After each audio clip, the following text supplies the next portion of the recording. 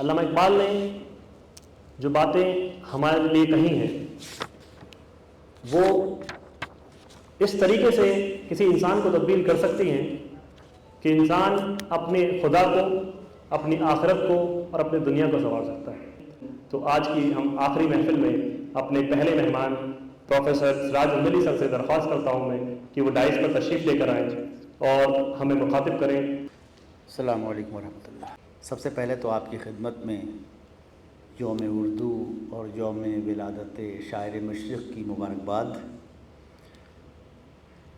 جیسا کہ بتایا گیا یہ تاریخ منسوب ہے اقبال سے کہ اقبال کی تاریخ ولادت ہے۔ اقبال کی اہمیت، اقبال کی عظمت، اقبال کی حیثیت، اقبال کا مقام، اس کے بارے میں آپ پڑھتے اور سنتے رہتے ہیں، لیکن بالکل آغاز میں ہی میں ایک بات عرض کر دوں آپ سے، اور وہ یہ کہ آج آپ کو اقبال کے ایک ایسے پہلو سے متعارف کرانے کے لیے یہاں پہ ہمارے برادر عزیز ڈاکٹر عرفان اللہ تشریف لائے ہیں کہ جو اقبال کو ایک سوشل سائنٹسٹ کی حیثیت سے اور ایک مفکر کی حیثیت سے بالکل ایک الگ اینگل سے دیکھے گا۔ آپ ملاحظہ کریں گے، ابھی آپ تقریر سنیں گے، گفتگو سنیں گے۔ ایک سلسلہ اور ہے جو جس پر مجھے بہت تکلیف ہوتی ہے۔ ابھی میں جامعہ ملیہ اسلامیہ گیا تھا امتحان لینے، زبانی امتحان، وائوا لینے۔ تو وائوا میں عام طریقے سے پوچھا جاتا ہے کہ بھئی آپ کا سب سے اچھا پرچہ کون سا ہوا، اور طالب علم جس پرچے کے بارے میں کہتا ہے وہ اسی کے بارے میں سوالات کیے ہم نے۔ تو پوچھا 2 4 10 سے، تو اکثر نے کہا اقبال۔ تو میں کہا اقبال کو شعر سنائیے، بالکل سامنے کا سوال ہے۔ جیسے ہی اقبال کے شعر کا میں نے نام لیا، اس طالب علم نے یا اس طالبہ نے کہا نماز۔ میں نے کہا نہیں، اقبال کا شعر ہی نہیں ہے۔ ابھی اس نے کچھ نہیں کہا تھا اور میں نے کہا کہ نہیں، یہ اقبال کا شعر نہیں۔ دوسرا آیا، اس نے کچھ ایسے ہی مسجد، کچھ مسلمان، کچھ اسلام۔ میں نے کہا نا، اقبال کا ہی نہیں۔ میں نے کہا یہ کہاں پڑھا آپ نے؟ میں اپنے طلباء کو بطور خاص یہاں پر اور طالبات کو بھی مخاطب کر کے یہ بات کہنا چاہتا ہوں۔ میں نے ان سے سوال کیا پڑھا کہاں؟ سب سے اچھی چیز بھی یہ اینڈرائڈ فون ہے، اور اتنی ہی بری چیز بھی ہے۔ اس میں کتنا کباڑ، کتنا کوڑا، کتنی خراب چیزیں آتی ہیں، اور ان خراب چیزوں کی جو سماجی نقصانات ہیں ان کے بارے میں تو دوسرے حضرات بات کریں گے۔ ادب کو جو قیمت ادا کرنی پڑ رہی ہے وہ یہ، اور بیچارے ہمارے 2 شعراء جو ہمارے عظیم شعراء ہیں، غالب اور اقبال، ان دونوں کو یہ قیمت ادا کرنی پڑی کہ ان کے نام سے جہالتوں کا ایک پورا سلسلہ ہے جو سوشل میڈیا پوسٹ کیا جاتا ہے اور لوگ پڑھتے ہیں۔ اس پر انتہا یہ ہو جاتی ہے کہ سمجھدار لوگ، اساتذہ، بہت سے اساتذہ ایسے ہیں جو اقبال کو جانتے ہیں اور شاعری کو جانتے ہیں، اب وہ شاعری کا مزاج نہیں جانتے۔ کوئی ضروری نہیں کہ ہر آدمی جو ہے وہ ماہر عروض ہو، کوئی ضروری نہیں کہ ہر آدمی ماہر فن شاعری ہو، خاص طور سے اردو شاعری۔ تو کوئی جرم نہیں ہے ان کا، لیکن جرم وہاں شروع ہوتا ہے جہاں آپ گاربیج کو، کاٹ کباڑ کو، خراب چیزوں کو بنام اقبال نہ صرف پسند کرے، انگیز کرے، بلکہ اسے تبلیغ بھی اس کی شروع کر دیں، اس کو پوسٹ کرنا بھی شروع کر دیں۔ تو خدا کے لیے میں نے وہاں بھی یہ سوال کیا تھا اور یہاں بھی کہتا ہوں، میں نے کہا بھئی پڑھا کہاں؟ موبائل پہ پڑھا، انٹرنیٹ کے ذریعے ملنے والے مواد سے یہ حاصل کیا، یا کتاب میں پڑھا؟ تو جواب وہی پہلے والا تھا کہ نہیں صاحب، وہ تو موبائل پر دیکھ لیا، سوشل میڈیا کے ذریعے۔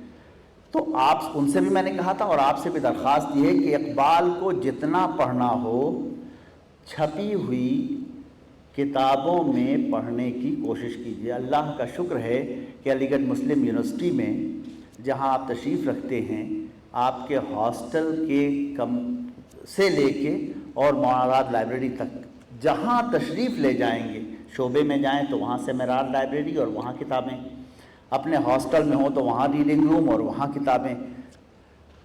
اسی CEC میں جہاں آپ تشریف رکھتے ہیں، اس کی بہت معقول سی لائبریری ہے اور یہ کھلی ہوئی ہے آپ کے لیے. تو کتابیں اور کتابوں کے ساتھ تعلق قائم کرنے کا فائدہ یہ ہوتا ہے کہ بہت جلدی آدمی بہت کم عمری میں عرفان اللہ یا تحسین جیسا بن جاتا ہے. مطلب اس لیے کہ توجہ کے ساتھ کتابوں کے ساتھ وقت گزارا. اس کے بعد آپ کے پاس یہ ایونیو تو کھلا ہوا ہے، ڈیجیٹل ورلڈ تو آپ کا استقبال کرنے کے لیے موجود ہے اور آپ اس سے بہت زیادہ متاثر بھی ہیں، متعلق بھی ہیں. لیکن اپنے اساتذہ کو، اپنے مفکرین کو، اپنے فلاسفہ کو اور اپنے ان لوگوں کو کہ جو آپ کو ایک تعلیم دیتے ہیں اور جو آپ کی رہنمائی کرتے ہیں، فکری رہنمائی، ان کی تحریروں کو توجہ سے ان کی کتابوں میں پڑھنے کی کوشش کیجیے، تب فائدہ ہوگا.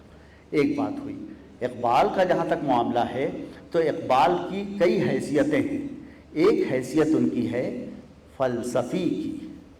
اس فلسفی کی حیثیت نے ان کی شاعر کی حیثیت کو اس طرح متاثر کیا ہے کہ اب ان کے شعروں میں اشعار کا جو حسن ہے، ان کے شعروں میں فن شاعری کے جو کمالات ہیں، ان کے شعروں میں جو اظہار کی صورتیں ہیں، ان پر توجہ کم ہوتی ہے بلکہ ان کی فکر پر توجہ زیادہ ہوتی ہے. اب ان کی فکر پر توجہ کے لیے پورا ہمارا political science department, sociology department, philosophy department اور دوسرے تمام شعبے ہیں. ہم جو اردو کے طالب علم ہیں، ہم جو تھوڑی بہت فارسی جانتے ہیں یا فارسی کے طالب علم ہیں، وہ ان کے اردو فارسی اشعار میں حسن اور فن اور ادبیت نے جس طرح اس پیغام کو دور تک پہنچانے کا سلسلہ کیا ہے، اس کا بھی مطالعہ کریں تو ہمیں اور زیادہ لطف ہوگا. ہم نے ایک بات اپنے طلباء سے ایک دن کہی اور آپ سے بھی کہتے ہیں ابھی، کہ ایک لفظ ہے اور ایک محاورہ ہے. اس محاورے کے ایک معنی ہیں باقاعدہ اور ایک تاریخی واقعہ ہے. اب اگر آپ دیکھیں کہ کسی نے کوئی تاریخی واقعہ نظم کیا ہے لیکن اس میں محاورے کا لطف بھی ہے تو اس شعر کی وقعت اور زیادہ بڑھ جاتی ہے. اقبال کے ہاں ایسی 2500 مثالیں مل سکتی ہیں کہ جہاں اس نے بیان تو کیا ہے کوئی بہت سامنے کا واقعہ، لیکن اس کے لیے جو ترکیب استعمال کی ہے، جو تدبیر استعمال کی ہے، جن فنی ذرائع کو اور جن ٹولز کو اس نے استعمال کیا ہے، وہ قیامت کے ہیں. ضروری کیا ہے؟ ضروری یہ ہے کہ اس کے متن کو، اس کے ٹیکسٹ کو پوری صحت کے ساتھ پڑھا جائے. میں آپ کے لیے 2-4 چیزیں اقبال کی منتخب کر کے لایا ہوں اور وہ آپ کی خدمت میں پیش کر کے اب میں نے ٹیکسٹ کو صحیح پڑھ کے اور اس سے کسی نتیجے پر پہنچنے کا جو حوالہ دیا، میں عرض کرتا ہوں آپ سے. ابھی یہاں پہ اقبال کی 4 مصرعے پڑھے گئے. سب سے پہلے وہیں شروع کرتا ہوں کہ باقاعدہ توجہ سے اس ٹیکسٹ کو پڑھیے جو لکھا ہوا ہے، اس سے مزاج بھی بنے گا اور اس سے اردو کی صحیح فہم بھی پیدا ہوگی. اقبال تو سمجھ میں آئے گا ہی آئے گا. 4 مصرعے ہیں صرف. جوانوں کو میری آہ سحر دے، جوانوں کو میری آہ سحر دے، پھر ان شاہی بچوں کو بالو پر دے. شاہی بچہ، شاہین کا بچہ. اقبال نے شاہی بچے کی ترکیب بار بار استعمال کی ہے. خراب کر گئی شاہی بچے کو صحبت زاغ. زاغ کے معنی کوا، اور شاہین تو معلوم ہے باز ہے. وہ جو بلند پرواز پرندہ تھا اس کو ایک نچلی پرواز والے. اب یہاں پہ نہ شاہین پرندہ ہے اور نہ کوا پرندہ ہے، بلکہ یہ دونوں استعارے ہیں. شاعری کا کمال تو یہی ہوتا ہے، میٹافر ہیں، اور آپ اس میں اس آئینے میں اپنی تصویر اور اس آئینے میں اپنے معاشرے کی تصویر دیکھ سکتے ہیں. شاعر کا کمال یہی ہوتا ہے کہ وہ ایک استعارہ استعمال کرتا ہے اور وہ استعارہ اپنے معنی جو ہے وہ زمانے کی تبدیلی کے ساتھ ساتھ اور زیادہ بہتر کرتا چلا جاتا ہے. تو میں آپ کی خدمت میں وہ عرض کر رہا تھا کہ جوانوں کو میری آہ سحر دے، پھر ان شاہی بچوں کو بالوں پر دے، خدایا آرزو میری یہی ہے، میرا نور بصیرت عام کر دے۔ اللہ سے دعا کیا مانگی ہے؟ نور بصیرت۔ ابھی یہاں پہ وہ نظم بھی پڑھی گئی جو طلباء علی گڑھ، یعنی براہ راست آپ کے لیے وہ نظم ہے، اور آپ کے لیے بمبانی جوانوں کے لیے اقبال نے جو کچھ باتیں کی ہیں اس کے لیے ذریعہ بنایا ہے اپنے بیٹے جاوید کو۔ جاوید کے نام یا جاوید نامہ پوری کتاب فارسی میں موجود ہے، اس میں جاوید کی تعلیم کے بہانے انہوں نے ہندوستان کے جوانوں اور دنیا بھر کے جوانوں کی تعلیم اور تہذیب مزاج اور ان کی تربیت اور ان کے عرفہ گویا اخلاق کو اور زیادہ سجانے اور سنوارنے کا اہتمام کیا ہے، اور اس کے لیے وہ عجیب عجیب حوالے لاتے ہیں، عجیب عجیب مثالیں لاتے ہیں۔ کل جیسا کہ بھی بتایا گیا یہاں پہ ان کے فلسفہ خودی کی بات ہوئی۔ اقبال نے ایک اور تصور دیا ہے، وہ تصور ہے مرد مومن کا تصور۔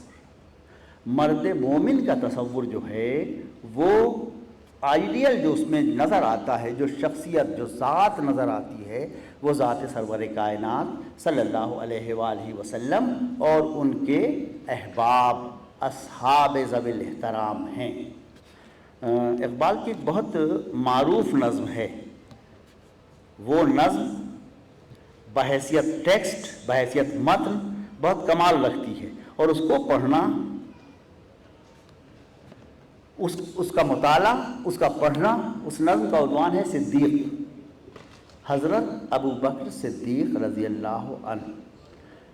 سوال یہ نہیں کہ حضرت ابو بکر صدیق رضی اللہ تعالیٰ عنہ کیوں فضیلت کے اس درجے پر فائز ہیں، اب یہ سوال تو کسی کو، لیکن اس کا جواب جو ہے وہ اس نظم میں زیریں سطح پر ہے۔ نظم تو اور واقعہ ایک بیان ہو رہا ہے، لیکن اس واقعے کے بیان میں جو روانی ہے، اس واقعے کے بیان میں جو مصروں کی ترتیب اور الفاظ کے استعمال سے جو حسن پیدا کیا گیا، وہ سب اس کی گویا آرائشی چیزیں یا اس کی ایڈیشنل چیزیں، جن چیزوں نے اس کو حسین اور بنایا۔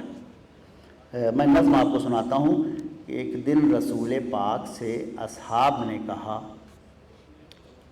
ایک دن رسول پاک سے اصحاب نے کہا، دے مال راہ حق میں جو ہوں تم میں مالدار۔ ارشاد سن کے فرتے طرب سے عمر اٹھے، ارشاد سن کے فرتے طرب سے عمر اٹھے، اس روز ان کے پاس تھے درہم کئی ہزار۔ یہ بالکل بیان واقعہ ہے، اسٹیٹمنٹ اسے کہتے ہیں۔ دو چیزیں، ایک تو اس میں جو اسٹیٹمنٹ ہے وہ یہ چل رہا ہے، دل میں یہ کہہ رہے تھے کہ صدیق سے ضرور بڑھ کر رکھے گا آج قدم میرا راہوار گھوڑے کو کہتے ہیں۔ اس دوڑ میں، اس ریس میں صدیق سے آگے نکل جاؤں گا۔ لائے غرض کے مال رسول امی کے پاس، کال دی تھی حضور صلی اللہ علیہ وآلہ وسلم نے کہ بھئی پیسے لاؤ، ضرورت ہے۔ میرے خیال میں غزوہ تبوک کا یہ واقعہ تو حضرت عمر بن خطاب نے پہلے ہی کیا۔ لائے غرض کے مال رسول امی کے پاس، ایثار کی ہے دست نگر ابتدائے کار۔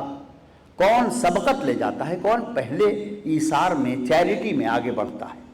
پوچھا حضور سرور عالم نے، اے عمر، اے وہ کہ جوش حق سے تیرے دل کو ہے قرار، رکھا ہے کچھ عیال کی خاطر بھی تو نے کیا، مسلم ہے اپنے خیش و اقارب کا حق گزار۔ بالکل نیچرل سوال ہے، کیا چھوڑ کے آئے گھر کے لیے، اور اسی سوال نے اس نظم کو بنایا ہے۔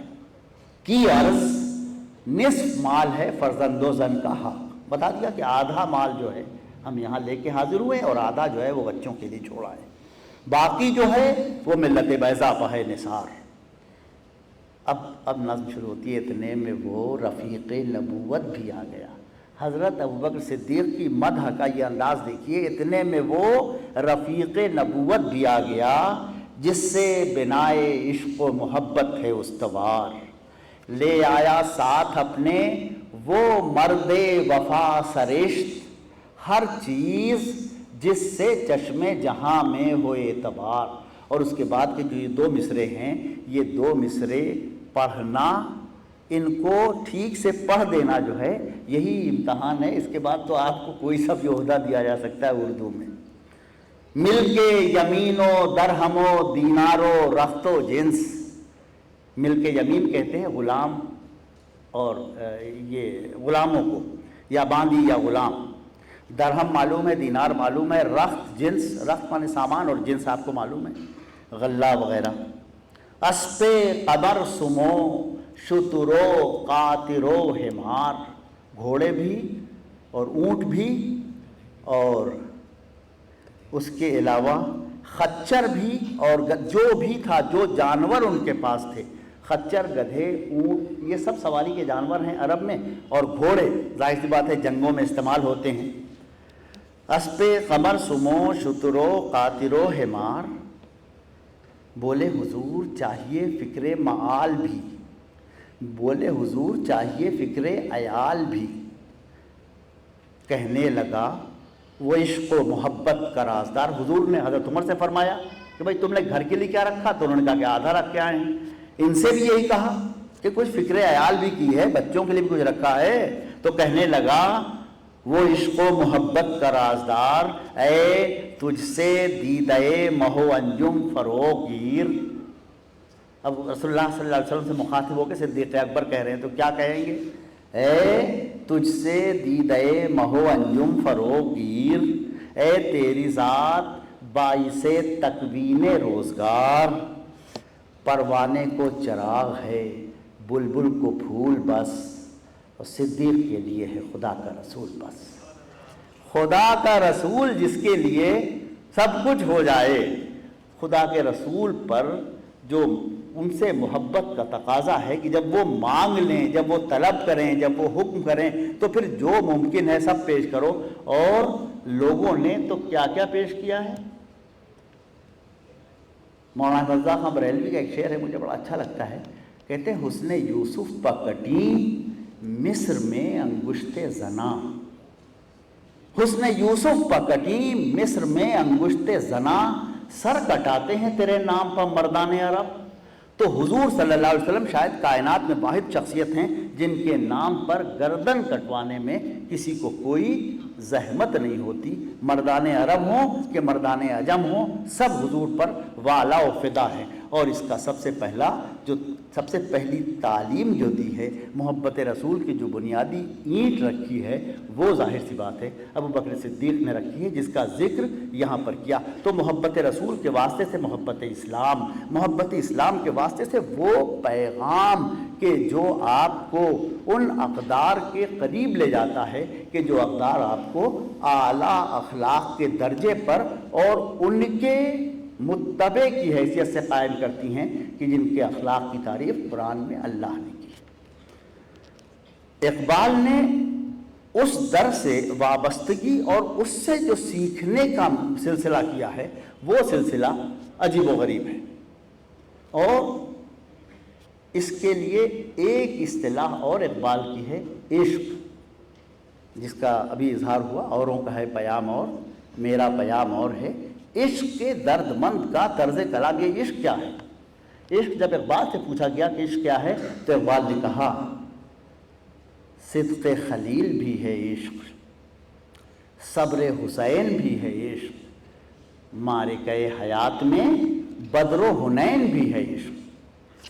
تو عشق کے معنی اب آپ اندازہ کریں کہ عشق کے معنی کیا ہوئے۔ عشق کے معنی لو افیئر نہیں، بلکہ عشق کے معنی ڈیڈیکیشن، عشق کے معنی وہ توجہ اور وہ استغراق اور وہ انہماک کہ جو انسان کو اپنے معشوق کی اداؤں اور اپنے معشوق کے مطالبات پر قربان کرنے کا جذبہ بخشتا ہے۔ اور معشوق اگر ایسا ہو کہ جس کے ہاتھ میں ساری دنیا کی تمام روحانیت اور مادیت سب کا اقتدار ہو تو پھر اس کے بارے میں پوچھنا کیا ہے۔ اور حب رسول کی تعلیم بھی اقبال کے ہاں اسی طرح ملتی ہے۔ آپ سوچیں بدر میں جس عشق کا سوال یہ بھی ہے کہ بدر و حنین ہی کا نام کیوں لیا اور دوسری جنگوں کا نام کیوں نہیں لیا؟ تو اس کا جواب یہ ہے کہ بدر و حنین کا نام اس لیے لیا کہ ان دونوں جنگوں کا نام لے کے اہتمام کے ساتھ قرآن میں ذکر ہوا ہے، اور ان دونوں جنگوں کی ایک خصوصیت یہ ہے کہ ان دونوں جنگوں میں الہی مدد آئی تھی۔ تو اب اقبال آپ بتانا کیا چاہتے ہیں، کہنا کیا چاہتے ہیں کہ عشق کا وہ انداز ہو کہ جس میں الہی مدد آپ کا مقدر بن جائے، اور جب تائید الہی حاصل ہو جائے گی تو پھر آپ کو دنیا میں کوئی ترقی کرنے سے روک نہیں سکتا۔ ابھی بات ہوئی سفر یورپ کی کہ اقبال نے جب یورپ کا سفر کیا اور جب مطالعہ کیا کائنات کا ذرا کھلی آنکھوں سے، جب تہذیبوں کا مطالعہ کیا، جب مغربی فلسفوں کا مطالعہ کیا، اگرچہ یہ فیلڈ جو ہے ہمارے برادر عزیز ڈاکٹر عرفان اللہ کی ہے اور یہ اس پر آپ سے شافی گفتگو کریں گے، میں تو بس اشارہ کروں گا، تو اقبال نے، اور آپ دیکھیں کہ زمانہ کیا ہے، 1907 کے بعد یعنی 20ویں صدی کے اوائل میں سب سے زیادہ جو متاثر کرنے والے فلسفے تھے وہ کارل مارکس کا فلسفہ تھا، اور وہ وجودیت ایگزسٹنشیلزم کا فلسفہ تھا، اور ان فلسفوں نے عجیب و غریب ماحول بنا رکھا تھا، یعنی مغرب کے غلبے کی ساری صورت ان فلسفوں میں تھی۔ اقبال بھی متاثر ہوئے۔ اقبال نے مارکس کے بارے میں کہا تھا کہ کلیم بے تجلی مسیح بے کتاب، نیست پیغمبر وہ لیکن در بغل دارت کتاب۔ داس کیپٹل کو جو منشور ہے سوشلزم کا، اس کو اقبال نے ریکگنائز کیا ہے اور کارل مارکس کے مرتبے کا بھی بیان کیا ہے، اور اس سے متاثر بھی تھے۔ لیکن ہاں جو اس کی بات ہوئی کہ مزاجوں میں تبدیلی بھی آئی، تو اقبال نے بعد میں بھی کہا، بعد میں اسی مارکس سے کہا، تیری کتابوں میں اے حکیم معاش رکھا ہی کیا ہے آخر؟ خطوط خمدار کی نمائش، مریض و کجدار کی نمائش۔ تو یہ جو نظریات میں ارتقاء کی صورت ہے، اس کی تعلیم بھی اقبال دیتے ہیں۔ آپ توجہ سے جب مطالعہ کریں گے، مطالعہ دونوں صورتوں میں، مطالعہ کتب بھی اور مطالعہ اشخاص بھی، مطالعہ کتب بھی، مطالعہ افکار بھی، مطالعہ حضرت انسان بھی اور مطالعہ معاشرہ و تہذیب بھی، تو آپ کو اندازہ ہوگا کہ اس مطالعے میں آپ کو ایک نتیجے پر قائم نہیں رہنا ہے، بلکہ اس میں ارتقاء کا سلسلہ ہونا ہے، اور ارتقاء کا سلسلہ جب ہوگا تو پھر آپ اس لائق بھی ہو سکتے ہیں کہ ان کی آنکھوں میں آنکھیں ڈال کے ان کے سوالات کا جواب بھی دیں۔ اسرار خودی اقبال کی معروف نظم ہے، اور اسرار خودی میں جو فکر ہے اسے فکر اسلامی یا فکر مشرق سے تعبیر کیا جا سکتا ہے، اور فکر مشرق جو ہے اس کو اقبال نے اپنے خاص پیرائے میں، اپنے لفظیات میں اور اپنے معافی ضمیر کی ادائیگی میں کس طرح استعمال کیا ہے، اور پھر اسی نے دنیا سے کی آنکھوں میں آنکھیں ڈال کے مشرق کے وجود کے اس بات، یعنی اقبال کے عہد میں اقبال کوئی ایسا فلسفی نہیں ہے جس نے اس فلسفے کو جو مشرق سے منسوب ہے دنیا کے سامنے اتنے اہتمام سے، اتنے سلیقے سے پیش کیا ہو۔ یہ کام اقبال، اسی لیے اسرار خودی اور اب پھر اس کے بعد جو سلسلہ ہے پورا ان کی فارسی شاعری کا، اسرار خودی اور رموز بے خودی۔ دیکھیں خودی کے ساتھ ساتھ بے خودی کی دولت بھی شاید مشرق کو زیادہ وافر مقدار میں ملی ہے بنسبت مغرب کے، اور اس کو سلیقے کے ساتھ پیش کرنے، اور جب مشرق کی بات ہوگی، جب بے خودی کی بات ہوگی تو پھر وہ تمام مقدمات تو آ ہی جائیں گے جس میں وہ کردار بھی آ جائیں گے جن کرداروں کو ہم اپنی آسانی کے لیے مرد مومن سے مطلب وہ کرتے ہیں، مرد مومن کے حوالے سے بیان کرتے ہیں۔ اب ایسے سارے کردار، اسرار خودی میں ہی ایک نظم ہے در شرح اسماء علی مرتضیٰ، رموز بیخودی میں ایک نظم ہے، درمانی کے سید النساء العالمین فی الجنہ، حضرت فاطمہ زہرا رضی اللہ عنہ، اسی میں حضرت امام حسین کے بارے میں نظم ہے، اسی میں خالد بن ولید کے بارے میں نظم ہے، اسی میں اور پھر جاوید نامہ میں جو وہ آسمانوں کی سیر کرتے ہیں اس میں تمام حکماء اور تمام فلاسفہ کا ذکر کرتے ہیں، اور ان میں جو امتیاز پاتے ہیں، امتیاز پھر وہیں جاتا ہے لوٹ کے، حضرت بایزید بسطامی کا ذکر کیا ہے اقبال نے۔ بایزید بسطامی کے بارے میں کہتے ہیں کہ کامل بسطام در تقلید فرد، تقلید پیغمبر علیہ السلام میں ان کو یہ مرتبہ حاصل تھا، اور کیسے دلیل کیسی عمدہ دیتے ہیں، اجتناب از خوردن خربوزہ کرد، حضرت بایزید بسطامی کے سامنے خربوزہ پیش کیا گیا تو انہوں نے کہا بہت خوبصورت ہے، بہت اچھا ہے، خوشبو بھی بہت اچھی ہے، ٹھیک ہے میں کھاؤں گا نہیں اسے۔ تو لوگوں نے کہا سرکار کیوں نہیں کھا رہے، کھا لیجئے۔ تو کہا کہ مجھے اس کو کھانے میں کلام تو نہیں ہے، لیکن بس مجھے یہ خیال نہیں ہوتا کہ حضور صلی اللہ علیہ وآلہ وسلم نے اسے کبھی نوش فرمایا، کبھی کھایا، اور کھایا تو کیسے کھایا۔ آپ تصور کر رہے ہیں، پیغمبر سے عقیدت ایک بات ہے اور پیغمبر کی سنتوں پر عمل دوسری بات ہے، اور پیغمبر کی سنتوں کو اپنی زندگی میں اس طرح شامل کرنا کہ پھر وہ ان کی زندگی کا مقصد بن جائے، یہ سب سے بڑی بات ہے۔